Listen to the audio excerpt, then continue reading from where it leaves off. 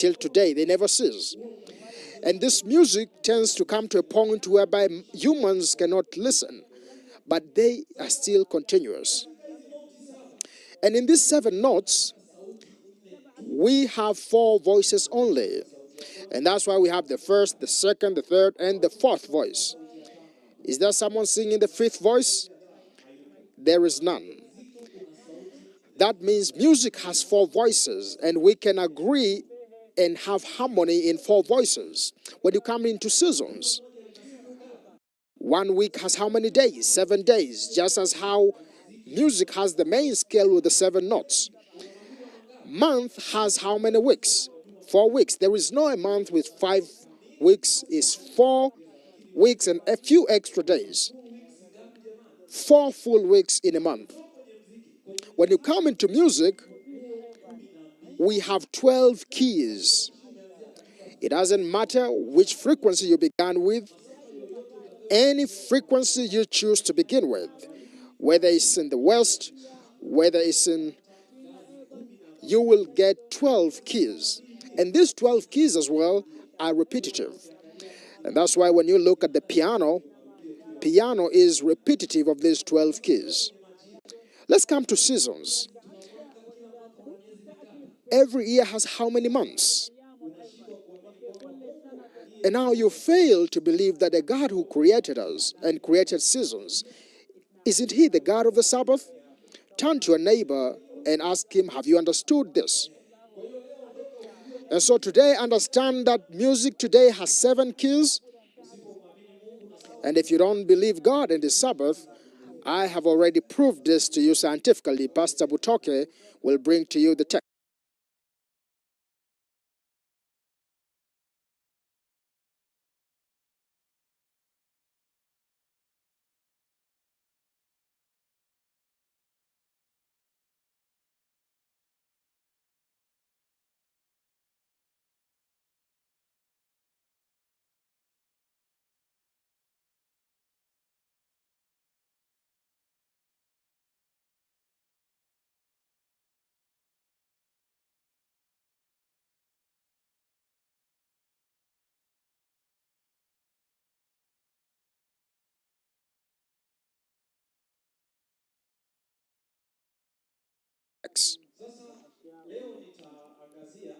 Today, I'm going to put a light on,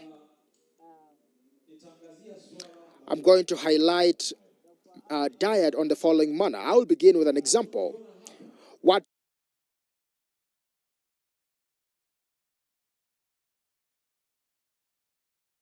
you see projected here is the whole process of mining gold. When you have, every year has how many months? The rock is taken. And now you fail to believe that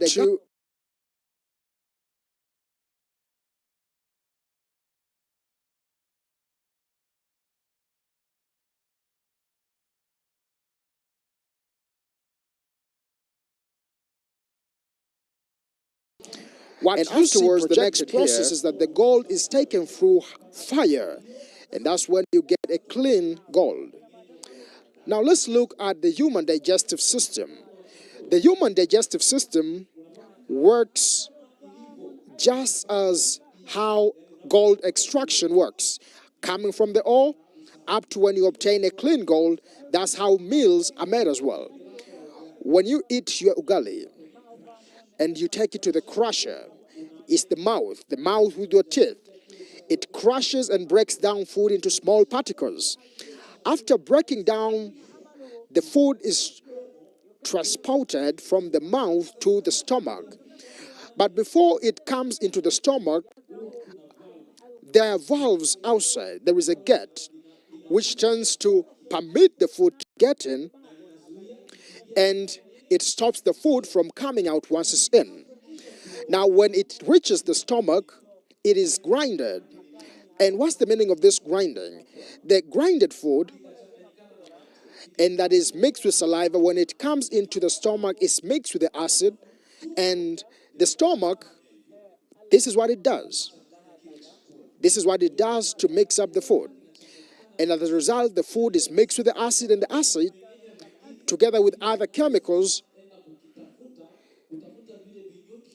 is what now goes and traces those building blocks of our body.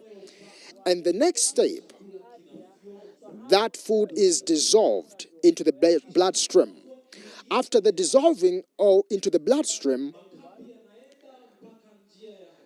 the remains go all the way to the gut and they're eradicated, but that which is dissolved, it just doesn't go directly into your body. It goes through the kidney, it goes through the liver, so as it may be better. If there is any poison, it's all taken to the liver, and that's when it is permitted to go into the whole body system to give you your needs. Now, in all these 5 steps, grinding, transportation, digestion, and even absorption, these 4 last things are done without your work. When you swallow your food, you have no way to stop it. So we can only stop food before it is swallowed. And so the only place we can control is in how we eat. And here's where we're going to see the mistakes that you can do. And here's the danger of this. It is just like a system. When you start off somewhere, it goes the whole way. Even if you're chewing groundnuts, I don't know if we're together. When you're chewing groundnuts, there are times when I used to grind flour back at home. There are days when you go to the refinery, someone will tell you at the refinery, no, wait others, so as you can grind it together, so as he may not turn the machine for 1 kilogram. Because the machine uses too much electricity, and even turning it off and on, you consume electricity. And so he says, wait till when other people come. And that's how the body works. When you turn on this system, it doesn't matter whether it's a publish, whether it's a 1 granule, whether you have tested anything, you are turning on the whole system. Now, what mistakes people do? Number 1, many people eat unnecessarily. I'm not judging you that you're eating. Maybe you do not eat much. But yes, you eat a little bit, even though when we see you, I'm not scared of your plate. But you eat inconsistently. You eat anytime. Now, why? Why eating between meals is dangerous? Let's go together. We are informed that the stomach has this valve. This valve is opened when it permits food to get into the stomach. That's the first picture. When the food gets into the stomach, the next picture on the right shows the valve is closed. And now the stomach begins the grinding process. When the body knows now I've stopped chewing. You see, the stomach is disciplined. There is communication. Chewing has stopped, now close the valve and let us begin the grinding process. So when the organs are informed that the valve is closed, the stomach grinds and the valve closed because the acid shouldn't go back into the valve. It's just like taking the gold that is already grinded and you take it back to the ore. No, you cannot do it. And that's how it works in the stomach. They say, thank you stomach, thank you throat, now let us do our work. And here is where the problem comes. When you eat between meals, when still the grinding process is happening, you confuse the body. And the body says, there is something else coming, so what happens? There is nowhere it goes, so open again the valve. And so the stomach opens the valves, and when it opens the valve, remember, the whole process of grinding the food already in the stomach continues. And as a result, acid comes back all the way to the esophagus. And that's why we have heartburn, we have bloating, because when the valve is opened, the food comes back to the esophagus. And as you do so over and over, because this acid was not created for it to stay in the esophagus, the esophagus begins telling the body, My work environment is difficult. I want you to increase me the ability to fight this acid. And so as a result, the valve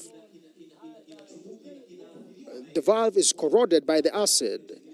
And so there are wounds on the walls. And when they heal, scars tend to form on the walls, just as how you heal. And these scars are not flexible because they're already weakened. They already weakened the valves. And so now the valve is not open, is not strong enough to limit the acid when the stomach is grinding.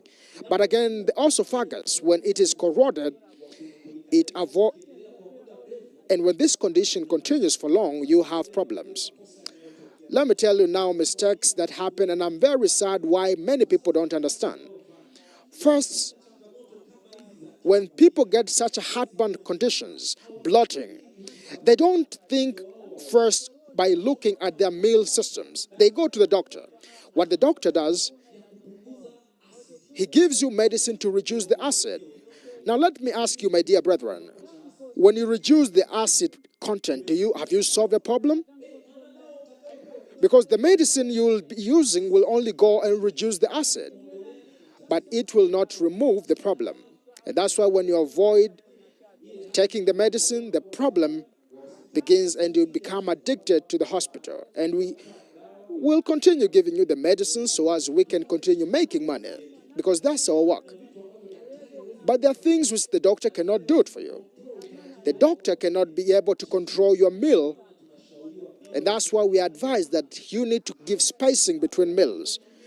But number two, why you should have spacing between meals is that when you eat food, as I told you, that when you turn on this system, you turn it on from the beginning to the end. When you put on food in your mouth, you have turned on the body for the whole process. Even the hormones, the enzymes that are working on the food within your body are permitted. And one of the hormones is insulin. When you begin eating, the body produces insulin. As you eat breakfast, insulin is given, and when it's taken out, it allows the preservation of extra food to turn into cholesterol. And so when you eat, the insulin tends to increase, and because you stop to eat, insulin comes down. And so now the gap between breakfast and lunch reduces, and as it reduces, that means it's time to lose the fat because the insulin has decreased. And when you eat lunch again, the insulin increases again. And after you're done with lunch, it tends to go down. And again, you lose the fat, the extra fat you use. Now, when you sleep, the 8 hours you sleep, insulin goes down greatly. And so there is ample time for your body to use the extra fat. And the second challenge of eating with,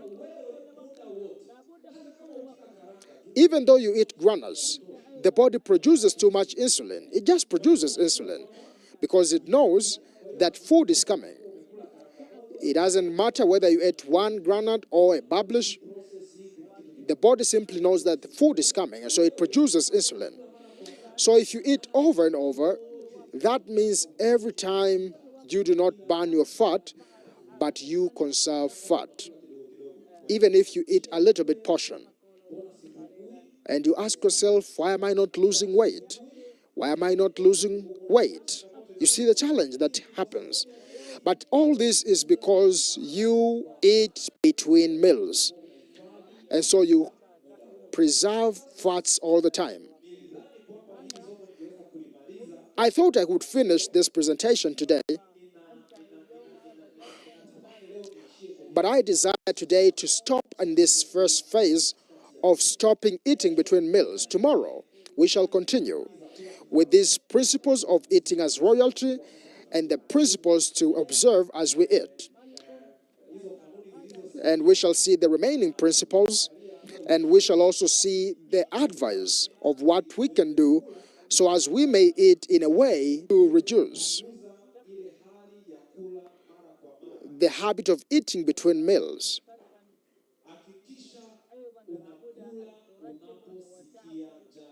Make sure you eat only when you feel hungry. What have I said?